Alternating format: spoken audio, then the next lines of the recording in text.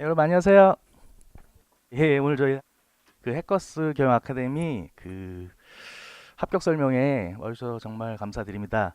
금일 총 세 가지 과정 진행을 할 텐데 주말 기본 종합반, 그리고 주말 GS, 그리고 UA 2기까지 차례대로 설명을 드리도록 하겠습니다. 그리고 그 전에 앞서서 오늘 처음 세무사 공부하시는 분들이 많이 보신 것 같아갖고 일단 세무사가 어떤 것인지 뭐 향후 전망이라든가 그 직업에 대한 소개를 저희 실무 경험이 제일 많으신 저희 원지훈 선생님께서 먼저 짧게 소개를 해주시고 그 다음에 과정 설명 바로 들어가도록 하겠습니다. 원지훈 선생님 큰 박수로 좀 맞으세요.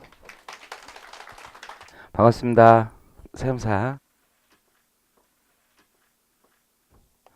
여러분들이 이 직업을 가져본 적이 없으실 거 아니에요, 그쵸? 그러니까 공부하러 오셨을 거고, 제 주변에는 이제 저는 회사 한데 회계사들은 이게 크게 세금하는 사람이 있고, 그쵸? 회계 감사 알아요? 회계 감사 그런 거 하는 사람들이 있어요. 회계법인에 있으면 9명이 회계 감사하고 한 명만 텍스예요. 대부분 대형 회계법인 제가 있었던 안진 회계법인도 구성비를 보면 이래요. 한 명 조금 안 될 거야 사실. 세금을 많이 하시는 분은 대부분 세무사라고 생각이 들죠. 근데 이제 세무사 하시는 분이 종류가 되게 많아요. 그러니까 출신이 되게 다양하다는 거지. 출신이 공무원 하시던 분들도 세무사 하고요. 그쵸? 그리고 여러분처럼 이 고시라고 하나요? 고시 시험 보셔서 합격한 분들도 세무사 하시고, 공무원분 중에서 이제 2차 시험만 보시는 분들도 있고, 요즘도 그런 거 있는지 모르겠는데 아마 있을 거예요. 5급 사무관으로 5년 이상 있으면 그냥 자격증 줘요. 그냥 5급 사무관 5년 이상. 5급 사무관. 5급 사무관이 어느 정도 위치인지 잘 모르죠. 주변에 이제 친구분들 있으면 행시 공부하는 친구들 있죠. 없어요? 보통 이제 9급 공무원 하신 분들은 5급으로 퇴사하는 경우가 많지는 않고, 7급 출신 중에서는 한 4급 정도, 4급이 세무서장이에요. 5급이면 일선 세무서에서 과장님 정도 돼요. 그 일선 세무서에서 남바 한 3, 이 정도 된다고 보시면 돼요. 그런 분들로 5년 이상 하신 분들은 그냥 자격증 주기도 해요. 옛날에는 그보다 훨씬 더 자유로웠어요. 그래서 세무 공무원 하시던 분들 그냥 주는 시절도 있어요. 사진만 찍으면 줬어요. 사진만 찍으면. 근데 그때는 안 했어요. 사람들이. 공무원이 더 좋다고. 요즘은 많이 공부하시죠. 그래서 어쨌든 두 군데로 이렇게 나눠서 하는데 경쟁이 되게 치열해요. 그래서 이쪽 분들이 돈 더 잘 벌기는 해요. 지금 현재 상태에서 보면, 아니 있는 그대로 얘기하지 뭐 내가 없는 거 얘기하겠어요. 뭐 여기 공부하러 오셨다고 더 좋다고 뭐. 여기 이분들도 영업 잘하시는 분도 잘 벌고, 뭐 사람마다 다 달라요. 틀린 게 아니라 다 다른데, 공무원 출신들은 여러분들 요런 얘기 들어봤죠? 세무조사 같은 거, 대응 같은 거 하는 거 많이 하신다고 보면 돼요. 제일 부가가치라고 하죠. 그 높은 쪽이라고 보시면 되고, 시험 보신 분들도 세무조사 많이 하시는 분도 있어요. 근데 이건 내공이 쌓여야지, 공력이 쌓여야지, 일 잘해야지 하는 게, 법도 많이 알고. 둘 다 비슷하게 해요. 기장이라고 들어봤어요? 기장? 부산에 있는 데 가면요. 어쨌든 기장이라고 했어요. 장부 작성 대리하는 거죠. 그리고 세금 신고하는 거. 이쪽도 많이 하고, 그 밖에 뭐 컨설팅 뭐 이런 거였어요. 컨설팅. 세무 컨설팅. 뭐 이런 것들 다양하게 있어요. 대부분 하는 일이 이런 것들이라고 생각하시면 돼요. 조세 불복이라고 하는 것도 있는데, 조세 불복은 공무원분들은 별로 안 하고 이쪽 분들이 조금 더 많이 해요. 왜냐하면 글도 써야 되고 법도 많이 알아야 되고 그래서 힘들어요. 뭐 일단 그렇다라고 생각하시면 되고, 그 다음에 이제 하는 일들이 구체적으로 설명을 하면 기장만 하는 사람도 되게 많아요. 세무사 중에 내가 보기에는 제 주변에 이제 후배나 뭐 이런 사람들 보면 기장만 하는 세무사가 10중 9은 되는 것 같아요. 9, 90%. 90%. 요건 만 하는 거예요. 이게 전문 용어로 기장 공장이라고 해요. 공장. 그래서 직원분들 데리고 같이 세금 신고하는 거죠. 신고만. 저도 기장 많이 해요. 우리 직원분들이랑 같이 하는데 기장만 하면 그 요즘 말로 워라벨이라고 하나요? 짱이에요. 그냥 아침부터 저녁까지 놀아요. 별로 안 해요. 별로 하는 일이 별로 없어요. 그냥 쉬는 거죠. 계속. 요즘은 스포츠 신문 안 보죠. 네이버 보죠. 어쨌든 네이버 보고 놀고 막 그래요. 공부를 잘 안 해요. 내가 보기에는 공부를 거의 안 해요. 정 필요한 거 있으면 네이버 블로그 보고 찾더라고요. 세무사가. 답답하죠. 어쨌든. 근데 공부만 많이 하면 괜찮을 텐데 이런 분들이 많고 그리고 세무조사 이게 돈이 제일 많이 되거든요. 사실은. 조사 대응하는 분들 있고 조세 불복이라고 있어요. 불복. 그래서 뭐 이의 신청, 심사 청구, 심판 청구 뭐 이런 일들 하시는 분들이 있다라고 보시면 돼요. 여러분들이 된 다음에 뭘 할지는 뭐 자기가 선택하시면 되는 거고요. 근데 이제 향후에 이제 전망이 어떠냐, 전망이 어떠냐. 제가 보기에는 뭐 좋은 것 같아요. 제가 뭐 이거 한다고 해서 좋다 나쁘다 이렇게 하진 않고 좋은 것 같은 게 이 세금이 계속 많이 필요하거든요. 그리고 옛날보다 이게 많이 향상됐어요. 전산이라는 게 전산 컴퓨터. 그래서 벤자민 프랭클린인가 그 사람이 얘기한 게 되게 유명한 얘기가 죽음과 세금은 피할 수 없다. 이게 유명한 명제인데 세금을 피할 수가 없어요. 이제는 옛날에는 막 피했죠. 아주 옛날에는 왜요? 그냥 이렇게 해갖고 막 찔러주고 막 그런 시절이 있었는데 지금은 이 이빨로 안 돼요. 그냥 가서 봐달라고 무릎 꿇고 이게 잘 안 돼요. 그래서 왜냐면 이게 기록이 많이 남아요. 전산이. 그래서 얼마 전에도 누가 나한테 물어봐요. 형님 세무사분들 많이 아시고 세무서에도 많이 아시니까 누구 납세 정보 좀 알고 싶대. 그래서 그걸 달라고 그러는데 국세청 내부에서 일주일마다 전산 감사해요. 로그 기록이 다 떠서 누구 정보를 검색만 해도 나중에 문제가 되거든요. 알 수가 없어요. 알 수가. 전산이 발전하기 때문에 기본적으로는 어떻게 할 거냐면 제 개인적인 생각인데 기장 있죠. 기장. 기장 이 시장은 계속 줄어들 거라고 봐요. 개인적인 생각이에요. 그냥 그 앱 같은 거 요즘 많죠. 앱 들어봤어요? 앱. 그래서 요즘에 경리나라 그런 거 들어봤어요? 처음 들어봐요? 배달통을 그 패러디한 것 같은 느낌. 세무통이라고도 있어요. 그 되게 유명한데 그런 데서 막 기장을 그 경매 붙여가지고 막 연결도 많이 하거든요. 그래서 예전에는 누가 아는 사람 기장을 받았는데 요즘에는 앱 같은 데 올라가가지고 서로 비딩 붙여가지고 하는 것도 많이 생기고 앞으로 되게 많을 거라고 개인적으로 생각을 해요. 기장은 수수료도 점점 떨어지고 그런 거는 그래서 안 좋을 가능성이 있어요. 뭐 좋은지 안 좋은지 잘 모르겠지만. 그리고 옛날에는 솔직히 말해서 동네 슈퍼마켓이 되게 많았어요. 그냥 자영업자가 많았는데 지금 대기업이 다 해먹 표현은 그런가? 어쨌든 그래서 편의점 뭐 GS랑 그 뭐냐 CU가 좋죠. 제 주주예요.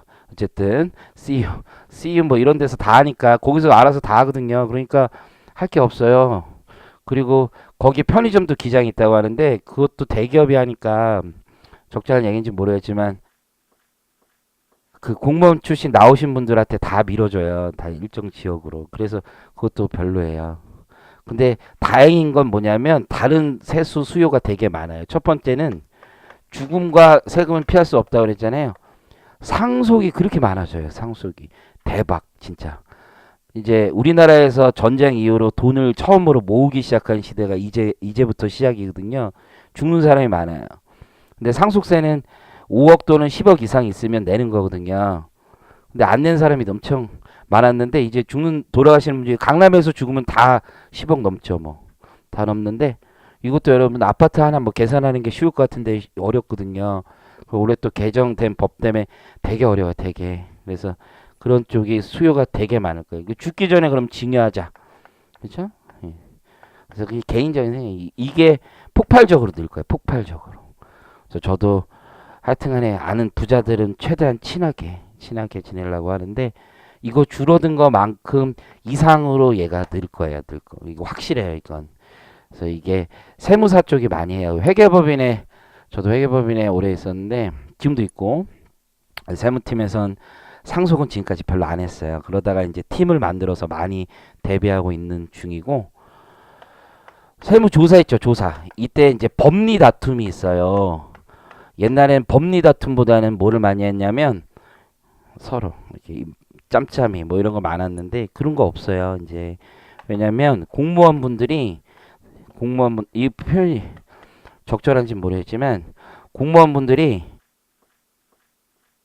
간지 가오 이게 제일 중요하거든요. 그러니까 뭐 봐주고 이런 거 없어요. 나 법대로 할래 뭐 이런 사람들이 되게 많아요. 여자 공무원분들이 많아가지고 안 돼요. 나이 드신 공무원분들이 막 이렇게 뭐 해결하려고 그럴 때 임명록 막 보거든요. 이 사람이 어디서 지금까지 무슨 일을 했는지 임명록부터 봐요. 그 범죄와의 전쟁 봤어요? 거기 보면 최민식이 수천만 가지고 다니잖아요. 그런 분들 많아요, 세상에. 그런 분들 보면 임명록 보는데 임명록 봐서 첫 번째 딱 보는 게 나이를 봐요. 해결될 수 있는 나이인가. 20대, 30대는 해결이 안 돼. 이렇게 말 잘 안 듣거든요. 그런 사람이 많고 공무원분 중에 그리고 법리 가지고 많이 해요. 그리고 불복이라는 거 지금 아까 얘기했잖아요. 불복. 이거 같은 경우는 이제 뭐 하는 거냐면 억울하다. 내 법적으로 내지 않는 게 맞는 것 같다라고 하는 거죠. 요 사건도 점점 많아져요. 옛날엔 몇백만 원, 몇천만 원 가지고 억울하다 해서 만약에 소송 가고 그러면 주변 사람들이 도라이라고 그랬어요. 도라이. 요즘 그냥 가는 거예요. 그냥 가서 이기는 일도 되게 많고 해서 이렇게 되는 거예요. 여러분들이 공부를 하셔도 이게 줄어드는 거고 많이 늘어나는 거예요. 이쪽은 다 공부를 많이 하면 많이 할수록 더 돈을 잘 벌고 더 많이 일이 있다라는 거죠. 그래서 앞으로는 그냥 자격증 주는 것보다는 공부해서 합격해서 하시는 분들이 더 좋을 수도 있다고 생각을 해요. 제 개인적인 생각은. 잘 모르겠어요. 궁금한 게 있으시면 나중에 질문을 하세요. 저는 여기까지 하겠습니다. 감사합니다. 네, 여러분 반갑습니다. 많이 오셨네요. 이 해커스 경영에서 재무회계를 담당하고 있는 정윤돈 회계사입니다. 반갑습니다. 네. 일단 저희 첫 시간에는요 주말반에 대해서 좀 설명을 드리려고 해요. 주말반에 관심이 많으실 테니까 저 같은 경우에도 회계사 시험 붙고 나서 계리사 공부하겠다고 괜히 설쳐대가지고 그 주말에 광화문 가서 계리사 주말반 수업을 들은 적이 있어요. 중간에 포기했어요. 너무 힘들더라고요. 몸도 피곤한데 삼각김밥만 먹고 점심 저녁 다 있으니까 너무 힘들더라고요. 포기했는데 그럼에도 불구하고 요즘은 주말에만 공부할 수 있는 분들이 많기 때문에 저희가 주말반에 대한 커리를 좀 자세히 만들어 봤거든요. 그래서 지금부터 말씀을 드릴 건데 자 일단 세무사 시험인데요. 여러분 회계사 시험이랑 세무사 시험이 있는데 이 대학교에서 지금 학생으로 계신 분들이거나 학교를 다녀야 돼서 전업으로 공부를 못 하시거나 직장에 다니시는 분들은 회계사를 준비하시기에 현실적으로 문제가 있어요. 왜냐면요 응시 자격이요 학점도 회계학 12학점 경영학 9학점 경제학 3학점 이상 취득하셔야 되기 때문에 이거부터 일단 허들이 좀 생기죠. 하지만 저희 세무사 시험 같은 경우에는 여러분 토익만 넘으시면 돼요. 900도 아닙니다. 700만 넘으시면 돼요. 그래서 저희 세무사 시험에 응시하시려면 토익 700만 넘으시면 되기 때문에 이 직장인분들도 무리 없이 준비하실 수 있습니다. 그거 아시면 되고요. 시험 제도를 좀 보셔야 되는데 여러분 감정평가사라는 시험 아세요? 요즘은 좀 많이 죽었는데 이 감정평가사 시험이 진짜 극악의 난이도입니다. 붙기가 쉽지 않아요. 왜일까요? 1차 때 공부하는 거랑 2차 때 공부하는 단원 그 과목이 아예 달라요. 1차 시험 붙고 나면 2차 때는 다른 걸 공부해야 되기 때문에 학생들이 아예 1차 공부하면서 2차 과목을 같이 공부한다고요. 공부할 양들이 굉장히 늘어나기 때문에 힘들어하는 분들이 많아요. 근데 저희 세무사 시험 같은 경우엔 1차, 2차 과목 연계가 매우 뛰어나기 때문에 여러분들이 1차 공부만 충실히 하시면 2차도 해볼만 해요. 왜냐면 재작년에 주말에만 공부하시던 직장인 분이었는데 동차하신 분이 있거든요. 과목별 연계성이 꽤 뛰어난 시험입니다. 그래서 1차 시험 같은 경우엔 회계학 보고 세법 보고 재정학 보고 선택법 3개 중에서 하나를 선택하시면 되는데 회계학 안에 재무회계와 원가관리회계가 들어가 있어요. 합격 기준은요. 회계사 같은 경우엔 요즘 1차 시험이 상대평가예요. 시험 본 사람들 중에서 1등부터 2000등 안에 들어야 1차 시험을 합격하게 돼요. 저희 세무사 시험은 절대평가입니다. 과목별로 40점 밑으로만 떨어지지 않고 평균 60점에만 도달하시면 무조건 1차 시험은 합격한 걸로 해줘요. 장점이 있습니다. 회계사 시험 같은 경우에 요즘 절대평가가 아니라 상대평가로 바뀌고 나서 정말 난리도 아니에요. 그렇거든요. 저희는 그래서 1차 시험 같은 경우엔 과목별로 평균 60점 꽈락만 안 받으시면 되고요. 2차 시험은 어떻게 될까요? 뭘 보냐면 회계학 보고요. 회계학 2부 보고 세법학 1, 세법학 2 보는데 이게 여기서 오는 거예요. 요것도 여기서 오는 거예요. 회계학 2는 뭐냐? 요거거든요. 세법학 1, 2는 뭐냐? 이것도 얘예요. 그래서 세무사 같은 경우엔 1차 때 세법 공부하시면 계산 문제로 얘가 나오고요. 말 문제로 1부랑 2부를 나눠서 이렇게 나오기 때문에 세법에만 1차부터 집중을 하시고 중간중간에 재무회계 공부해 주시면 충분히 2차도 가능성이 있습니다. 여러분들이 직장을 다니시고 있거나 학교를 다니시고 있다 하더라도요. 그래요. 2차 시험의 합격자 기준은 어떻게 되느냐? 당연히 꽈락은 나오면 안 돼요. 40점 밑으로 떨어지면 안 되지만 사실 얘는요. 평균 60점 넘으면 다 합격이라고 하는데 내 과목을 평균 60점, 내 과목을 다 60점 이상 맞기가 매우 어려워요. 그래서 실질적으로 2차 시험 커트라인이 53점, 52점 막 이래요. 그래서 등수별로 뽑기 때문에 1등부터 700등 안에만 들면 합격으로 인정해 줍니다. 사실 생각보다 쉽진 않아요. 자, 여기까지 지금 세무사 시험 말씀드렸는데 그냥 딱딱하게 얘기하면 좀 그러니까 제가 지금 회계사 시험 합격한 지 10년 차고요. 강의한 지는 7년 차거든요. 얼마나 많은 얘기를 들었겠어요. 수험생분들한테. 특히나 주말반 공부하셨던 분들한테 들었던 애로사항들을 정리해봤어요. 그 얘기를 하면서 저희 학원 커리큘럼을 좀 얘기해 볼게요. 첫 번째로 가장 많이 하는 질문이 뭐냐면 선생님 저는 학교나 직장을 다녀서 평일이랑 평일 저녁이랑 주말밖에 시간이 안 돼요. 근데 이 세무사 은근히 공부할 것도 많고 저는 좀 시간이 부족하니까 전략적으로 도전했으면 좋겠는데 어떻게 시작해야 되는지 모르겠어요. 이런 거 질문하는 분들이 많아요. 정말 많아요.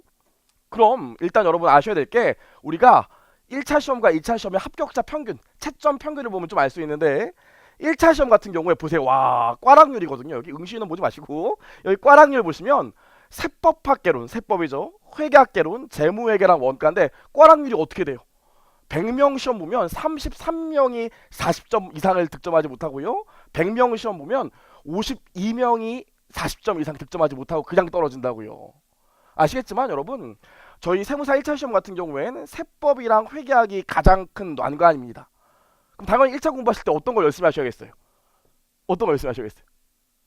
그렇죠. 당연히 회계랑 세법을 열심히 하셔야지. 나는 법에서 한번 승부를 볼래요. 이러시면 안 돼요. 회계랑 세법을 잘 하셔야 돼요. 회계랑 세법을. 2차는 더 심해요.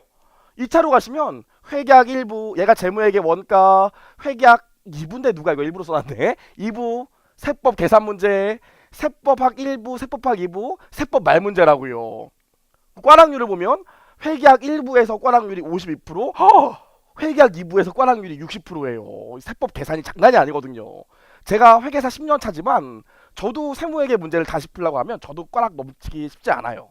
어렵거든요. 그래서 여러분들이 기본적으로 주말반 공부하시는 분도 2차까지 염두하신다면 재무회계 원가, 특히 세법 요 세 과목을 제일 열심히 집중적으로 공부를 해주셔야 돼요.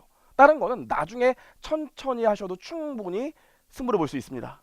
그럼 저희 해커스 경영 주말반 솔루션 첫 번째로 뭐냐면 저희는 좀 나눠서 하려고요. 여러분들 세무사 관심 있는 분들 중에 제가 회계 원리 좀 듣고 오세요 그러면 이렇게 대답하신다고요. 저 대학교 때 경영학과 나왔어요. 중급회계까지 한번 봤어요. 그 정도쯤이야. 뭐 이러시는 분들도 있는데 막상 수업하시면 너무 어려운데요. 이런 분들이 많으세요. 그래서 여러분 저희는 3단계로 나눠놨는데 만약에 오늘 좀 그런데 등록을 하시면 저희가 회계원리 동강은 일단 바로 열어드릴 거예요. 제가 찍었습니다. 회계원리 동강은 바로 열어드릴 건데 회계원리 대학교 때 들었으니까 난 안 들어도 될 것 같아. 여러분 대학교 때 하는 회계원리랑 이 회계사 세무사학원에서 가르치는 회계원리랑 넘사벽으로 틀려요. 그래서 회계원리를 반드시 한번 듣고 오셔야 빠르게 합격할 수 있어요. 그래서 회계원리 제가 바로 열어드리고요.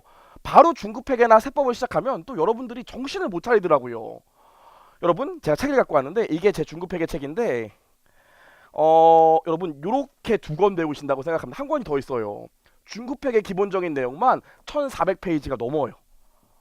그거를 시간 순서대로 쭉 나가면 여러분들이 일주일에 한 번씩 만나기 때문에 정신을 못 차립니다. 그래서 저희가 어떻게 커리큘럼을 다시 짜냐면 일단 2단계로 재무 원가 세법을 프리스쿨로 10주 동안 일단 기본적인 내용들을 빠르게 한번 쭉 훑을 거예요. 처음부터 끝까지. 그래야지 여러분들이 아 내가 지금 여기 배우고 있구나, 아 여기 배우고 있구나, 전체적으로 내가 총 배울 내용이 이런 거구나를 알 수 있을 것 같아서 기본적으로 저희가 프리스쿨을 2단계에서 좀 운영을 할 겁니다. 등록하시면 프리스쿨을 먼저 할 거예요.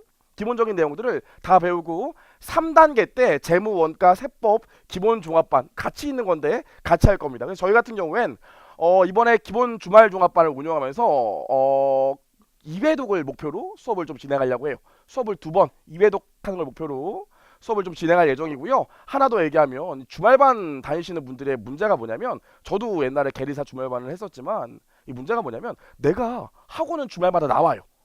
학생분들도 학원을 주말마다 나오는데 내가 지금 잘하고 있는 건지도 모르겠고 내가 이해하는 건지도 모르겠고 그런 경우가 진짜 많습니다. 그러다 보니까 빠지시는 경우도 많고요.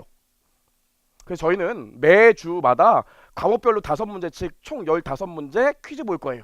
매주 전주에 공부했던 거, 전주에 시험 봤던 거 퀴즈 볼 겁니다. 다 끝나고 나면 시험 보고 갈 거예요. 어쩌면 제가 남아서 이렇게 볼 거예요. 보고 채점도 해드리고요. 여러분 궁금한 거 제가 직접 얘기도 해드리려고 하고 있습니다. 그래서 저희는 일단 기본적으로 2회독을 목표로 하고 있고 매주 시험도 본다는 걸 좀 아셨으면 좋겠어요. 굉장히 중요합니다. 여기까지 말씀드렸고 두 번째로 이게 좀 중요한데 여러분 6개월 종합반이라고 하더라도 한 달에 4번이니까 과목별로 하면은 24번밖에 수업을 못하는 거예요. 보통 주말반 같은 경우엔 저 중급회계 지금 1월반 기본종합반 운영하고 있는데 중급회계 몇 번 가르칠까요? 38번 가르치거든요. 140시간이요. 그래요. 제가 말씀드리고 싶은 게 뭐냐면 다른 학원 같은 경우에 중알반 강의를 듣다 보면 문제가 뭐냐면 여기도 나와 있지만 어려운 부분을 빼고 가르치거나 뒷부분을 완강 안 하는 경우가 좀 많아요. 여러분들이 열심히 안 하려고 하는 건 아니잖아요. 평일 낮에 시간이 안 될 뿐인데 이 주말반 가르치다 보면 빼고 가르치는 부분들이 꽤 많아요. 그래서 보통 다른 학원 같은 경우엔 저희가 한 과목에서 이렇게 기초 내용, 필수적인 내용, 어렵지만 시험에 나오는 내용 뭐 이런 것들을 배운다고 하면 일반적으로 중알반 같은 경우엔 이렇게 가르치죠. 여기까지만 가르쳐요. 선생님 여기까지 이거 땡겨와야 될 것 같은데 왜 중간에 필수적인 내용도 다 못 가르치는 경우가 많아요. 시간상의 문제가 좀 있기 때문에. 그리고 어렵지만 시험에 나오는 내용 빼고요. 난이도 지엽적인 거 빼고요. 그 다음에 1장부터 10장까지 있으면 여기까지 가르치죠. 왜 그런지 모르겠는데 보통 주말반 가면 그래요. 보통 저희는 이걸 좀 문제를 해결하고자 어떻게 할 거냐면요. 저희 해커스 경영 같은 경우엔 일단 기초적인 내용은 프리스쿨에서 다시 한번 다룰 거고요. 필수적인 내용은 실강할 거고요. 여러분 어렵다고 시험에 안 나오는 건 아니잖아요. 또 나만 어렵다고 느낄 수 있기 때문에 어려운 부분 중에는 이 동강으로 들으시면 이해가 안 되는 부분이 있어요. 아이 투 아이 눈 보면서 얘기하고 끝나면 저한테 물어보기도 하시고 그러면 이해할 수 있음에도 불구하고 동영상으로 들으면 문제가 좀 있기 때문에 저희가 어렵지만 시험에 나오는 부분도 실강으로 진행을 할 거예요. 일정 부분은 동강으로 할 거지만 근데 문제는 뭐냐면 난이도가 지엽적이고 시험에 가끔 나오는 부분은 동강으로 저희가 제공해 드릴 겁니다.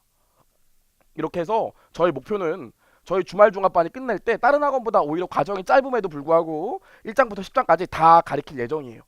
9장 10장에 시험에 안 나오는 건 아니거든요. 저 이렇게 진행을 할 거고요.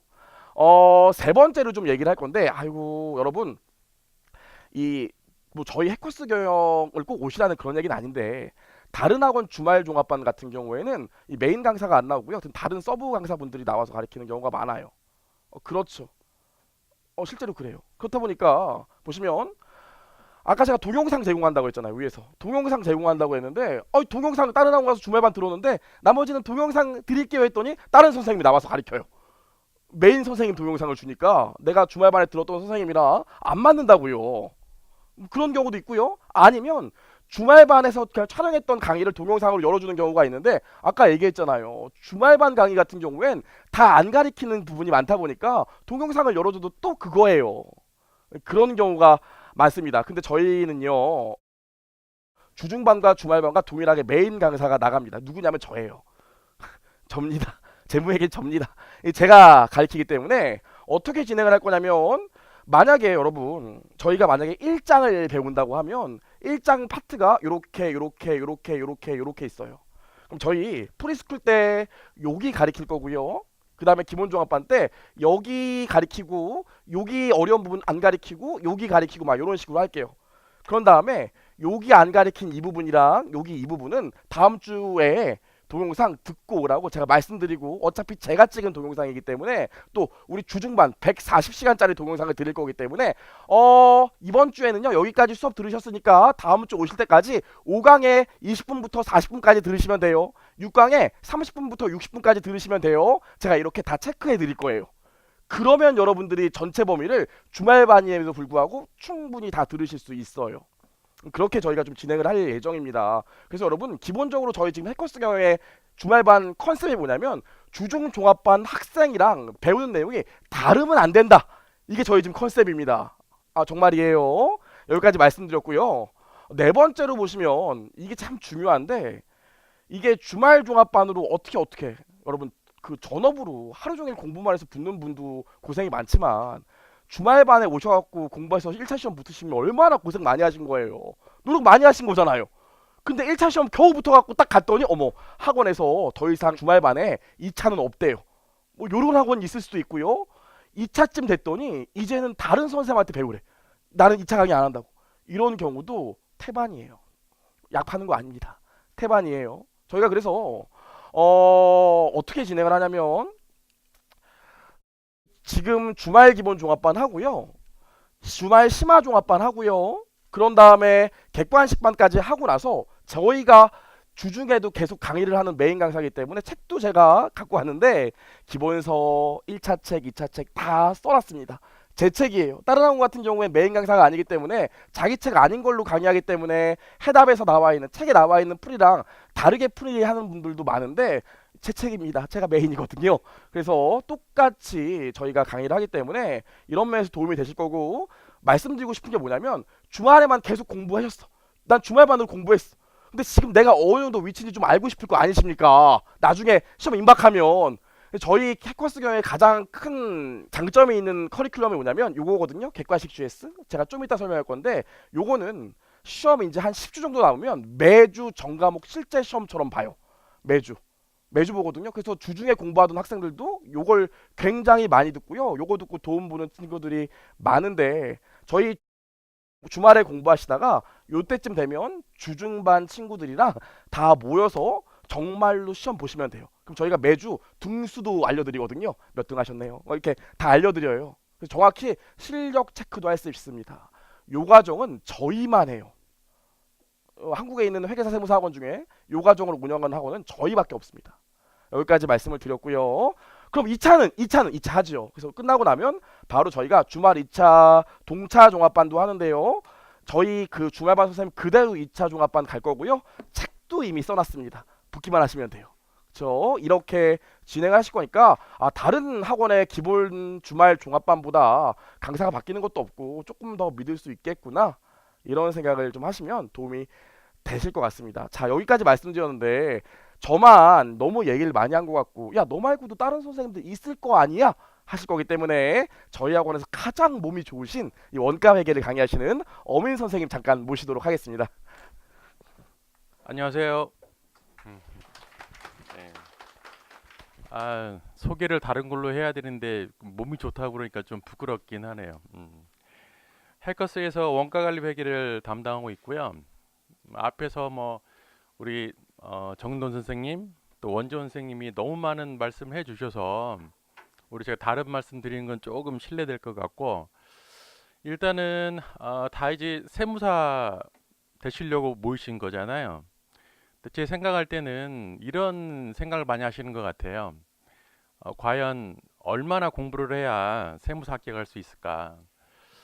저도 사실 한 20년 전에 공부를 했고 그쯤에 합격을 했는데 사실 그 당시에는 시간이 좀 많이 걸렸어요. 뭐 책도 그렇고 학원도 이렇게 많지가 않아서 공부하는데 쉽지가 않았던 것 같아요. 근데 요즘엔 많이 다르죠. 학원들도 많고 또 우리 책도 있지만 굉장히 잘 돼 있고 또 선생님들도 노력도 많이 하셔서 한 제 생각 1년 정도면은 누구나 다 합격할 수 있을 것 같긴 해요. 근데 문제는 지금 처음 오신 입장에서는 열정도 있고 의지도 있고 한데 그거를 이제 끝까지 유지하냐가 큰 문제거든요. 근데 그 유지라는 건 사실 여러분들만 가지고는 쉽지는 않아요. 그러니까 학원에서도 선생님들도 계속 끝까지 잘 진행을 하셔야 되고 커리큘럼도 잘 진행이 돼야 되는데 제가 봤을 때는 커리큘럼에 대해서는 우리 학원이 제일 짜임새 있게 잘 돼 있다는 생각이 들어요. 그래서 한 1년 정도 충분히 따라오시면은 다들 합격하시기에는 충분할 거라고 생각이 듭니다. 그래서 아무쪼록 첫 출발 시점인데 우리 내년 1차 시험 또 잘하면 내년에 동차까지 그때까지 쭉 지금 이런 열정 유지하시고요. 합격할 때까지 이 합격의 영광을 같이 누렸으면 좋겠습니다. 자, 이상 말씀 마치도록 할게요. 네, 감사합니다. 네, 여기까지 말씀드렸고요. 저희가 해커스 경영이 올해 오픈해서 생긴 학원이지만 저희 강사진은 옛날부터 오랫동안 강의를 했고요. 합격자도 꽤 많아요. 그래서 원지원 선생님 같은 경우엔 모카페에서 수험생 합격자 순위로 하면 지금 3등 맞죠? 3등 하시는 분이고요. 저도 한 5등 정도 하거든요. 그래서 합격자가 계속 나오는 강사들이다. 좀 아시면 되고 저희 주말반 설명은 여기까지 마쳤고요. 저희 하나만 말씀드리고 이제 넘어갈 건데 저희 아버지가 옛날에 현대건설 다니시다가 이 중동에 자꾸 나가고 그런 게 너무 힘드시니까 감정평가사를 공부하시겠다고 회사를 때려치시고 감정평가사를 몇 년 동안 공부하셨어요. 저 초등학교 때. 근데 지금도 기억나는 게 그렇게 2년 동안 감정평가사 공부를 회사 때려치고 공부를 하시다가 결국 떨어지셨거든요. 그래서 발표 날 아버지가 이렇게 눈물을 막 흘리셨던 기억이 어릴 때였는데도 기억이 나요. 제가 왜 이런 얘기를 하면요. 그 많은 분들이 이 직장 다니시는 분들이 특히 저한테 따로 문의하시는 분들이 많은데 아, 나 세무사 한번 해보고 싶은데 회사 관두고 이거에 정말 한번 몰입해 볼게요. 이렇게 하시는 분들이 많은데 제가 그럴 때마다 늘 하는 얘기가 있어요. 절대 그러시면 안 돼요. 아니 왜요? 여러분, 그럼 또 이렇게 얘기하시거든요. 아니, 이 본격적으로 몰입해서 공부해야지 붙을 수 있지. 주말에만 다녀서 붙겠어요? 이렇게 얘기하시는 분들이 많더라고요. 그때마다 참 되게 안타까웠거든요. 그래서 저희가 이번에 해커스 경영으로 와서 정말로 주말반을 본격적으로 해보기로 해서 여러분들 정말 회사 간두지 않고 학교 휴학하지 않으신다 하더라도 주말에만 공부해도 충분히 합격할 수 있는 커리큘럼 만들려고 저희가 참 몇 날 며칠 같이 밤새면서 고생을 많이 했습니다. 그래서 커리큘럼 자체는 정말 여러분들 합격에 도움이 될 수 있도록 저희가 만들었으니까 믿고 한번 오시면 여러분 합격하는데 도움이 될 것 같습니다. 여기까지 말씀드렸고요. 저희 개강일은요 3월 9일날 개강합니다. 다만 저희가 지금 등록하시면 회계원리 동영상을 미리 열어드리기 때문에 꼭 듣고 오셔야 돼요. 저희 가격은 좀 쌉니다. 저희 해커스가 이번에 한번 대대적으로 마케팅을 하기 위해서 가격도 정말 공격적으로 저희가 제시를 했습니다. 보시면 될 것 같고요. 여기까지 해서 주말반 얘기는 마쳤고요. 저희 이제 주말 객관식 GS 때문에 오신 분도 있을 거기 때문에 이제 주제를 바꿔서 주말 객관식 GS 좀 짧게 얘기하고 넘어가도록 할게요. 진짜로 제가 학원을 운영하다 보면 수업을 진행하다 보면 정말 잘해요. 객관식 공부 평소에 진짜 잘하고 평소에 얘기하다 보면 논리를 다 꿰뚫어. 근데 시험장만 가면 뭐 눈이 앞이 하얘졌다 뭐 이러면서 시험 못 보는 친구들이 정말 많아요. 저도 그랬거든요. 그래서 여러분 제가 지금부터 일반적인 학생들이 시험장 가기 전에 혹은 시험장 갔다 오고 나서 생각하는 걸 세 가지를 모아봤는데 첫 번째로 이거죠. 그래요. 저 작년에도 1차 시험 한번 봤어요. 근데 참 시험장에만 가서 문제지만 받으면 머릿속이 하얗게 변하고 하나도 모르겠어요. 친구들은 제가 울렁증이 심하다는데 아무리 멘탈 트레이닝을 해도 시험 문제만 받으면 떨려요. 대부분 그래요. 두 번째, 급하게 시험을 준비하다 보니 어려운 부분은 안 나오겠지 하면서 아예 넘어가 버렸어요. 책도 작년 책을 보다 보니까 올해는 어떤 주제들이 중요한지 하나도 모르겠고요. 올해 개정된 사항이 있다는데 그거 사실 저 하나도 몰라요. 그냥 집에서 혼자 공부했어요. 이런 친구들도 있고요. 세 번째로 제가 혼자 공부하고 회사 다니면서 동영상만 보다 보니까 제가 어디가 부족한지도 모르겠고 제가 어느 정도 위치인지도 모르겠어요. 시험 전에 제 수준을 정확히 알고 정리하면 좋을 것 같은데 이런 마음들을 되게 많이 갖거든요. 그래서 저희가 준비한 게 주말 GS고요. 합격률은 항상 굉장히 높게 나왔던 것 같아요. 벌써 저희가 올해로 4번째 운영하는 이 과정인데 합격률이 늘 높았습니다. 일단 저희 객관식 주말 GS의 가장 큰 특징이 뭐냐면 이렇게 첫 번째로 뭐냐면 실제로 모의고사를 실전처럼 10회 봅니다. 매주요.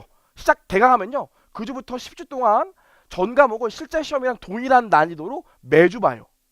에이 선생님 다른 학원들도 마지막에 전국 모의고사라고 봐요. 한 번씩. 그거 보면 되지. 이게 장점이 뭐예요? 장점이 있죠. 여러분 다른 학원은 1년에 한 번 전국 모의고사 보기 때문에 쉽게 내고 싶을까요? 어렵게 내고 싶을까요?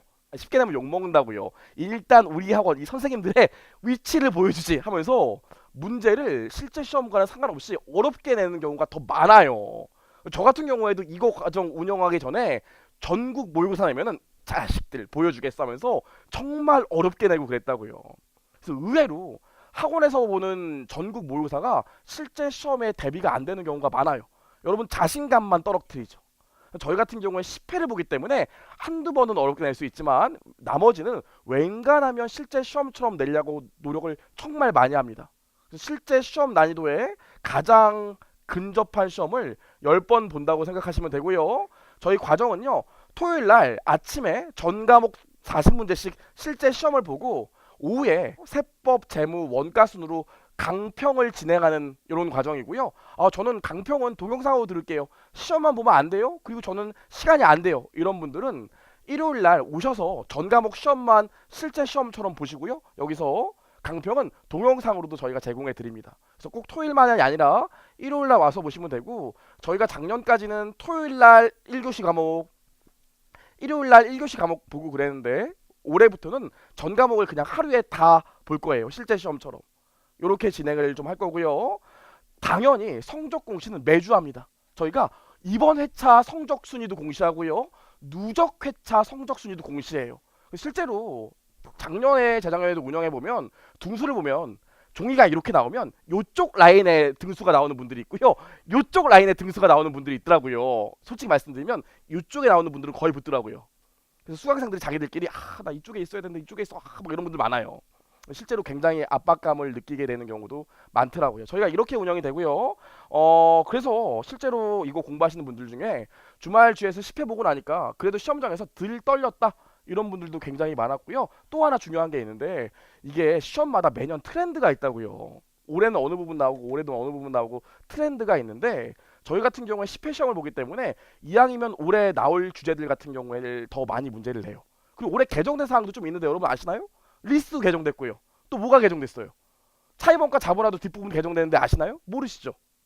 그죠? 또 뭐가 개정됐어요? 작년에 수익이 개정됐는데 세무사는 수익에 안 나왔다고요. 올해 많이 나올 거예요. 그런 것들도 좀 집중적으로 저희가 강의하고 가르칠 예정이기 때문에 주말 GS 강평까지 들으시면 굉장히 도움이 많이 됩니다. 하나 더요. 재무회계만 얘기할게요. 제가 재무회계 수업 가르치니까. 여러분들 세무사 지금 1차 공부하시는 분 중에 고급회계 공부하신 분 있으세요? 거의 없죠. 세무사는 고급회계 거의 안 봤다고요. 근데 문제는 뭡니까? 저희 1차 시험에 고급회계가 2문제 이상은 꼭 나와요. 벌써 몇 년째 2문제 이상 나왔다고요. 고급회계 하나도 모르시더라도 제 주말 GS 들으시면서 강평 들으시면 제가 고급회계 4시간만 투자하시면 4번의 강평만 들으시면 제가 고급회계 다 맞게 해드릴게요. 늘 그래 왔어요. 이렇게 진행을 할 거니까 실제로 도움이 굉장히 많이 될 겁니다. 좋아요. 여기까지 말씀드렸고 저희 주말 GS는요. 네, 요렇게 진행을 하는데 주말 GS는 저희 이제 언제부터죠? 예, 2월 23일부터요. 4월 말까지 진행을 하고요. 10주 동안 실제 시험을 10번 보신다고 생각하면 되고 내가 시험지만 받으면 눈앞이 하얘진다 이런 분들은 등록하시면 굉장히 도움이 많이 됩니다. 네, 저희 여기까지 말씀드렸고요. 주말 GS 개강일은 2월 23일이고 가격은 40만 원이라고 하네요. 네, 저는 여기까지고요. 이제 유예 2기 때문에 오신 분들이 있기 때문에 저희 원재훈 선생님 모셔서 한 5분 정도 유예 2기 말씀 듣고요. 저희 설명회 마치도록 하겠습니다. 다시 인사드리겠습니다. 저희가 이제 유예 2기를 하는데요. 유예 2기 모르시는 분들 있어서 이제 2차 시험은 과목이 세법학 1부, 2부 그리고 회계학 1부, 2부 이렇게 시험을 봐요. 그래서 각각 100점, 100점, 100점, 100점 이렇게 총 400점 만점이고요. 법에 보면 60점 넘는 사람들 합격시켜 주는데 그에 미달하는 자들이 있으면 꽈락 40점을 제외하고 나머지 점수 순위대로 합격하게 돼 있어요. 그래서 60점을 넘어서 합격은 못 시키고요. 40점 넘는 사람 중에서 순서대로 합니다. 그래서 올해 같은 경우 한 54점 이 정도가 커트라인이었던 걸로 기억해요. 그래서 여러분들이 50점 이상 당연히 맞아야 되고 55점에서 한 60점 정도로 대부분 시험에 합격을 해요. 그러면 점수 배치가 보통 어떻게 되냐면 회계학 1부는 여러분들 아는 재무회계하고요. 그리고 원가회계 이렇게 돼 있어요. 원가회계. 그래서 이게 100점이고 요게 세무회계 100점이고 원투 100점 100점 이렇게 해서 400점 이렇게 돼 있거든요. 근데 합격하는 친구들을 보면 대부분이 일단 요거를 좀 잘해요. 점수가. 그래서 요게 막 40점대 나오고 하면 합격 잘 못해요. 그래서 50점대도 합격하기 좀 힘들어요. 60점대 이상 맞으시는 게 합격하는데 기초예요. 근데 왜 요게 점수가 그나마 잘 나오냐면 다른 과목에 비해서 좀 쉬워요. 그래서 점수가 잘 나와요. 그래서 요것도 연습을 많이 하고 세무회계는 해마다 좀 달라요. 꽈락률이 한 75% 이렇게 나올 때도 있고요. 꽈락률이. 그리고 점수 평균적인 점수도 상당히 낮아요. 이 계산하는 게 상당히 어려워요. 그래서 계산 문제인데 제 시간 안에 문제를 다 풀기도 힘들어요. 16장 주거든요. 16페이지. 그럼 16페이지를 소리내서 쭉 읽어보려면 90분 안에 풀어야 되는데 그 시간 안에 제대로 읽기조차 힘든 부분이 있어요. 그래서 이것도 연습이 아주 많이 필요한 과목이에요. 연습이. 근데 제 개인적인 생각은 여러분들이 연습을 하는데 기존에 가지고 있는 교재 숫자를 바꿔서 연습하는 건 무의미해요. 차라리 그 시간에 책을 그냥 이론을 더 많이 보시는 게 더 좋아요. 문제는 똑같이 안 나와요. 절대로 똑같이 나오지 않습니다. 세무에게도 그 문장을 응용하거나 내용이 기본적인 내용을 응용해서 많이 내요. 여러분들 생각 없이 내가 점수가 많이 좀 나온다. 그렇다고 해서 실전에 가서 점수가 잘 나오냐? 그렇지 않습니다. 실제 보면 그 연습이라는 게 좋은 문제를 가지고 연습하는 게 중요하다고 생각이 돼요. 그래서 저희 뭐 좋은 문제로 당연히 만들 거고요. 세법학은 일반적으로 여기서 점수가 일단 요건 꽈락이 안 나와야 되고 고득점 해야 되는 거고 세법학은 어떻게 되는 거냐면 고득점 하기는 좀 어려워요. 고득점 하기는. 왜냐면 이게 글로 다 쓰는 거고요. 여러분들이 고득점 하기 위해선 법리가 되게 탄탄해야 돼요. 근데 그게 잘 안 돼요. 그리고 교수님들이 뭐 채점을 글을 하나하나 읽어가면서 하는 것도 아니에요. 빨리빨리 한다. 엄청 빨리 해요. 그래서 그에 맞게끔 잘 쓰는 연습이 역시 필요해요. 이것도 연습. 그 연습을 하는 게 지금 유예 2기라고 보시면 돼요. 유예 1기에서는 기본적인 백그라운드를 가지고 이제 이론을 탄탄하게 만드는 거고 2기부터는 연습이라고 생각을 합니다. 그러면 연습을 하려면 제 개인적인 생각은 문제가 좋은 문제여야 돼. 좋은 문제. 좋은 문제. 그게 아닌 문제는 연습해봐야 도움이 하등되지 않아요. 제가 뭐 이렇게 표현해서 좀 그렇긴 한데 저는 좋은 문제를 잘 만들 수 있어요. 진짜예요. 그래서 좋은 문제 연습을 하시는 게 굉장히 중요하다 이거야. 그래서 판례나 사례를 가지고 적절하게 응용하고 적절하게 배점을 만들 수 있는 문제가 상당히 중요해요. 그래서 그 연습이 유예 2기 때 하는 거고 그래서 어쨌든 고득점을 맞기는 좀 힘들고 그렇다고 과락을 넘는 수준도 안 돼요. 과락을 넘는 수준은 안 된다. 55점에서 60점 맞으려면 여기가 1, 2 합쳤을 때 적어도 110점은 맞아줘야지 55점이 넘잖아요. 여기는 자기 평균 점수를 낮추지 않고 유지하거나 약간 높게 하는 과목이라고 생각을 하시면 돼요. 120점 맞는 친구도 있을 수 있죠. 근데 쉽지 않아요. 쉽지 않아요. 왜냐면 여러분들이 아까도 얘기했듯이 교수님의 눈높이에 맞지가 않아요. 눈높이에 맞지 않기 때문에 점수가 잘 안 나와요. 근데 교수님은 또 눈높이를 또 낮춰주기도 해요. 무슨 얘기냐면 한 80점까지는 그냥 줘요. 또 이거 세법학은. 그냥 다 합격이에요. 그냥 40점은 다 웬만하면 넘어요. 저 작년에 봤는데 80점이 안 돼요. 그러면 그거 좀 심각한 거예요. 심각한 거. 왜 고개를 그렇게 끄덕여요? 어쨌든 80점 심각한 거예요. 심각한 거. 합격이라는 게 어차피 지금 올해 이제 700명이잖아요. 저는 개인적으로 그렇게 생각해요. 지금 개인적인 생각입니다. 700명 합격시키는 건 우리나라에 세무사학원이 존재하지 않아도 700명은 합격해요. 아무것도 없어도 다 합격하는 거예요. 누구나 어쨌든 합격을 시켜주는 거예요. 그러니까 이게 원하는 수준이 이건데 여기에 있어도 이 사람이 700명 되면 합격은 되는 거예요. 저희 예전부터 느낀 거예요. 그냥 합격은 돼요. 근데 남들보다 잘하는 사람이 그렇게 많냐? 그렇지 한 100명 돼요. 100명. 내가 보기에 한 100명 정도 좀 잘해요. 나머지는 어차피 다 비슷한 거예요. 그래서 제가 약간 시니컬하게 얘기하는 거일 수도 있지만 저는 그렇게 생각해요. 그래서 우리나라 회계학원이 하나도 없어도 700명 합격하는 거예요. 근데 어떻게 효율적으로 하느냐에 그 차이가 있을 뿐이에요. 그래서 세법학은 제가 이제 출제를 다 하고 저희가 이제 생각하는 건 기본적으로 작년의 문제 혹은 재작년의 문제 이런 문제를 반복하지는 않는다. 왜냐면 형평이라는 게 있죠. 작년에 문제 봤던 사람이 또 풀면 더 잘 풀고 한단 말이에요. 여러분들 또 스트레스 많잖아요. 저도 스트레스 많지만 여러분들도 공부하면 스트레스 많단 말이에요. 근데 그 스트레스가 있는데 억울함이 사람이 배고픔에 죽지 않고 억울함에 죽는다잖아요. 그냥 몰라요? 어쨌든 억울한 게 제일 싫은 거야. 억울한 게. 근데 나는 공부 열심히 했는데 쟤는 그 문제 받고 안 받고 이거는 싫잖아요. 그렇죠?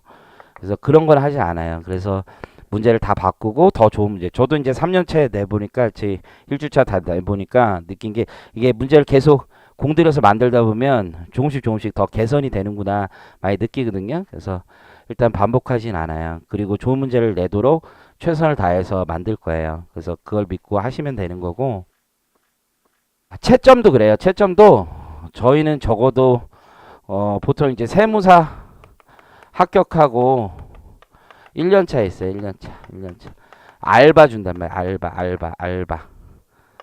아르바이트. 그렇죠?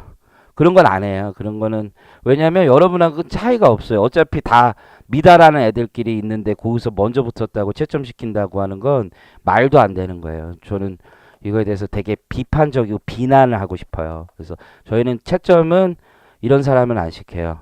제가 할 수도 있고 다른 분은 할 수 있는데 작년엔 제가 대학교 교수님이 실제 출제하신 분 채점 시켰어요. 진짜예요. 그래서 뭐 그런 거짓말 안 해요. 그래서 제가 하던 누가 하던 퀄리티가 있는 사람이 하지 없는 사람이 하진 않아요. 여러분들 구분을 할 수 있어야 된다. 키워드 해가지고 문장도 안 맞는데 그냥 점수 주고 책 베껴서 쓰고 그런 거 없어요. 제 책이 있는데 세법하게 제 책에 있는 문구를 그대로 썼다고 점수를 더 나오는 것도 아니에요. 남의 책을 썼다고 해서 점수를 안 주는 것도 아니에요. 그냥 맞으면 맞는 거고 틀리면 틀린 거예요. 그래서 그렇게 할 거고 그렇게 연습을 하시면 시험장 가서도 크게 당황하지 않고 일정 수준 이상의 점수를 맞을 수 있다라고 생각을 해요. 그래서 작년에 제가 이제 저희가 다른 데서 했을 때도 합격을 못한 건 아니에요. 명수가 다른 학원보다 적다라는 건 명수가 적어서 그렇지 합격률은 제가 단언컨대 제일 높았다라고 생각을 합니다. 여기 계신 분들도 다 알 거예요. 그래서 누구보다도 합격률은 진짜 1등이라고 생각을 합니다. 그래서 그걸 잘 생각하시면 되고 이건 잘 모르겠어요. 그냥 알아서 보시면 돼요. 저는 토요일 전과목 모의고사하고 동영상 강평이 있고 실강하는 게 있나 봐요. 근데 세법학은 목요일 날 하루 종일 봐요. 원투 하루 종일 보고 회계학은 수요일 날 아마 볼 거고 세무회계를 금요일 날 보는 걸로 알고 있어요. 그래서 각자 공부하시면 돼요. 그래서 전업으로 하시는 분들은 평일에 와서 공부를 하시고 강평 듣고 하시는 게 좋아요. 위에 이기 때 연습을 할 수 있는 건 그만큼 진도가 있으니까 그 진도에 맞춰서 공부를 하시면 돼요. 저는 눈높이가 높아서 원래 진도 없이 그냥 전범위로 하고 싶은 사람인데 그러면 서로 마음 많이 상해요. 그래서 범위 주고 그 안에서 공부하는 거예요. 근데 범위를 굉장히 짧게 주는 것도 바람직하지 않아요. 그래서 저희 세무에게 이문엽 세무사님께서 범위를 약간 넓혀서 여러 번 돌리는 거 하는데 제가 보기엔 굉장히 좋은 아이디어라고 생각을 합니다. 세법학도 어느 특정 주제만 요 조금만 해가지고 하는 거는요 전혀 도움이 되지 않아요. 왜냐하면 문제가 그렇게 안 나오기 때문에 그래요. 문제는 양도세를 내더라도 종합소득세의 관계, 소득세, 국세기본법 전체 관계를 가지고 내는데 거기만 지역적으로 내는 문제는 문제 자체의 퀄리티가 좋을 수 없는 거예요. 기본적으로. 그럼에도 불구하고 여러분들이 나는 공부할 양이 필요하다. 요 정도까지만 공부하고 일단 정리돼서 공부하고 싶다. 이런 생각이 되게 많단 말이에요. 그래서 그걸 어느 정도 맞춰주는데 문제 100점이면 진짜로 그 100점 중에 딱 그 주제만 가지고 내진 않아요. 다른 부분도 섞어서 응용해서 할 수 있는 문제를 내는 거예요. 또 냈는데 선생님 저는 여기까지 공부했는데 다른데 나온 건 반칙 아닙니까? 형평에 맞지 않습니까? 이런 얘기를 하시면 그건 어쩔 수 없어요. 그거는 시험장 가서 어떻게 할 거예요. 그렇잖아요. 그게 반칙이라고 하면 안 되니까. 어쨌든 근데 충실하게 한 7, 80% 이상은 해당 주제에서 관련 판례나 관련 사례를 가지고 뽑아서 출제할 거예요. 그걸 아시면 되고 저희가 첨삭은 각자 다른 선생님들 아마 해주실 거고요. 저도 뽑은 이제 여러분들 채점을 한 걸 뭐 내가 하든 뭐 교수님이 하든 누가 하든 간에 봐서 진짜 답안지가 쓰레기가 있죠. 표현이 좀 그런데 진짜 이거는 심각한 사람들이 있어요. 그 사람들 우선적으로 불러서 때리진 않고요.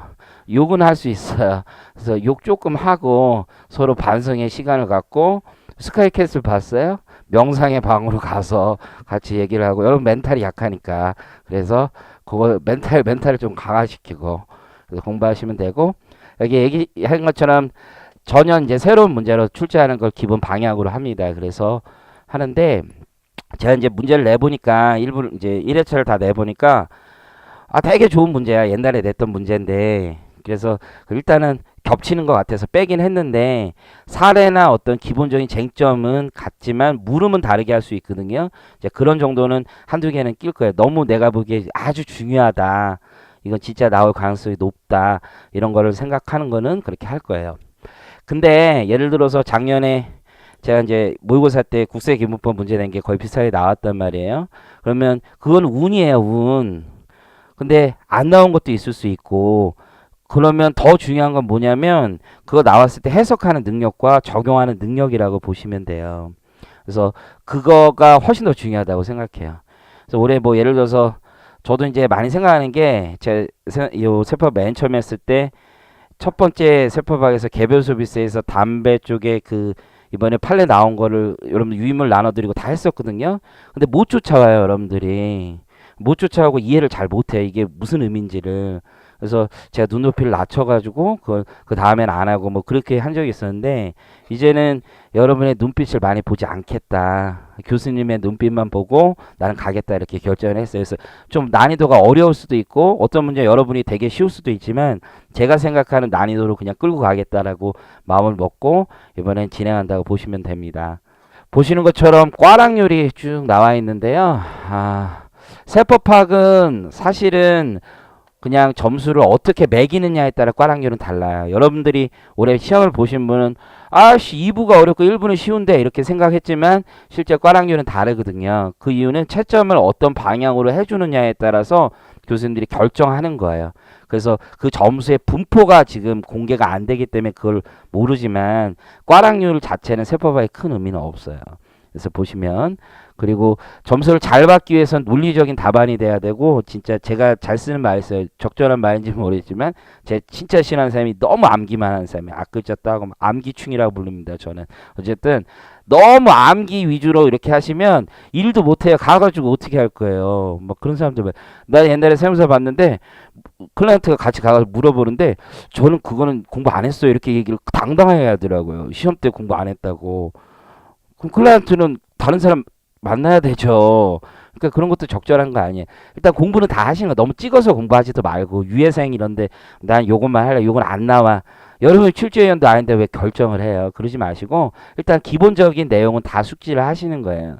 근데 기본적인 내용이 여러분들 범위를 여러분이 고르지 마세요. 제가 골라 드려요. 아주 세세한 규정 있잖아요. 그런 거 안 나와요. 오히려 여러분들은 동그라미 4개만 보면 옛날부터 학습하던 게 있어서 흥분해요. 4개만 보면 다 외워야 될 것 같고 그렇지 않아요. 부가가치세도 이상한 거 공부해요. 이상한 거. 그냥 계약상, 법률상 원인에 따라 재화나 용역을 공급한다. 거기서 문제가 다 나오는데 그거는 별로 신경도 안 쓰고 이상한 거 막 하는 거예요. 막 그래서 어디서 듣도 보도 못한 거 BTO가 어쩌고 저쩌고. 나 그거 일을 해서 난 더 잘 알아요. 근데 설명 하나도 안 해요. 그런 건 안 나와요. 왜요? 예외는 나오지 않아요. 원칙에서 나와요. 그리고 예외가 있으면 원칙에서 벗어난 이유를 물어보지 결코 그렇지 않아요. 여러분들 부가세 올해 문제 보세요. 기본 강의 때부터 배웠던 그 문제를 내지만 아무도 못 묻히잖아요. 심지어 물음도 이해 못하고 딴 거 쓰고 오고 그런 게 아니거든요. 기초적인 거에 다 물음이 있고 그걸 제대로 이해했느냐가 핵심이에요. 핵심. 세무회계도 여러분 계산하는 능력이 너무 떨어지기 때문에 그래요. 세무회계는 회계학의 근력을 보는 거예요. 근력을. 회계학을 잘할 수 있는 근력. 그 회계학이 IFRS가 아니라 그냥 회계 그 자체. 손익이 뭔지 이런 거 보는 건데 단가 계산하고 시기 계산하고 이런 거 보는 건데 그런 거는 별 관심이 없단 말이에요. 그래서 그런 거 잘하시고 회계학은 잘 모르겠어요. 제가 아는 회계랑 여러분이 아는 회계랑 많이 다른 것 같아서 설명을 하기가 어려워요. 제가 일할 때 아는 회계는 여러분이 아는 회계하고 전혀 달라요. 그래서 어쨌든 간에 그렇습니다. 그래서 합격률, 과락률 있을 때 제일 조심해야 되는 건 뭐니 해도 세무회계. 특히 세무회계를 계속해도 잘 못하시는 분들이 있어요. 그리고 첫 번째는 좀 나이가 좀 많이 들수록 좀 이 표현이 그런데 우리가 이게 순발력이 떨어져요. 이거 어쩔 수 없어요. 저도 예전만 하지 않아요. 옛날에는 제가 암산도 잘하고 막 그랬던 시절이 있는데 이제는 멍해요. 저도 계산기 없으면 잘 못하겠고 나이가 드니까 순발력도 이제 좀 떨어지는 부분들도 있고 두 번째는 연습을 여러분들이 암기하듯이 세무회계를 해서 그래요. 구조를 파악하는 게 중요한데 계산을 암기를 한다면 문제를 암기하고 문제 암기하는 건 하나도 도움이 되지 않아요. 그래서 공부를 많이 해도 여러분들 합격하기 힘든 이유 있는 사람들은 너무 문제를 암기해서 그래요. 그래서 학원 모의고사에서 맨날 점수가 좋은데도 합격을 못하는 경우가 있다면 그 문제를 암기해서 그래. 문제를 내용을 이해하는 게 아니라 암기 위주로 하시는 건 바람직하지 않다. 세법에 있어서 적어도 우리나라에서 가장 수준 높은 시험을 보시는데 세법을 암기하듯이 하고 그리고 세법을 접근하는 마인드 자체가 적절하지 못하면 합격을 하더라도 문제가 돼요. 이게 왜냐하면 여러분 나가시면 알게 될 거예요. 경쟁이 엄청 치열해요. 이게 아주 나이스한 시장도 아니에요. 약간 그 더티한 시장일 수도 있어요. 왜냐하면 아직까지 우리나라가 그렇게 아주 청렴 결백하고 뭐 엄청 클린하고 뭐 이러지도 않으니까 네, 사회가 바뀌어가는 거고 그 와중에 여러분들이 이제 실력을 가지고 이제 사는 거란 말이에요. 제 수업 시간에 많이 한 얘기가 돈을 많이 벌려면 누가 물어봐요. 어떻게 해야 되냐. 세법으로. 실력과 매력이 있어야 된다고 사람이. 여러분에겐 매력은 있는지 몰라도 실력이 없잖아요. 실력이. 그쵸? 그 둘 다 떨어질 수도 있고.